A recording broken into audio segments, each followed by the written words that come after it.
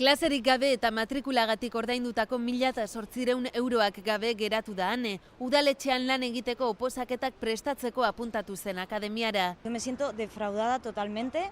Yo he pagado alrededor de unos 1.800 euros.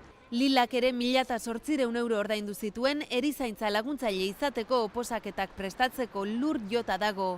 El primer día que me enteré estuve 2 días que no comía, con diarreas, temblores, no sabía qué hacer. Guztira 300 kaltetu daude, oporretatik bueltan akademiara itzuli zirenean kartel hau aurkitu zuten, telefonoz deitu eta inork ez die hartzen. El dueño, el administrador, como lo quieras llamar, de la academia, ha desaparecido, no da señales de vida y se ha embolsado una cantidad de dinero bastante importante. Que el tío no se vaya de rosita, que por la noche cuando él se acueste, que se acueste pensando en que le debe dinero a mucha gente. Batzuek aurretiaz ordaindu zuten matrikula guztia eta horientzat oso zaila izango da dirua berreskuratzea. Beste batzuek kreditu bitartez ordaintzeko aukera hartu zuten eta horiek bankuarekin hitz egin behar dute. Estos créditos son créditos vinculados con el contrato de enseñanza. Kontsumitzaileen elkarteko abokatuak dio berez hezkuntza kontratu bat dela eta betetzen ari ez denez bankuari ordainketak eteteko eskatu diezaiekela. Dirigirse a la entidad financiera.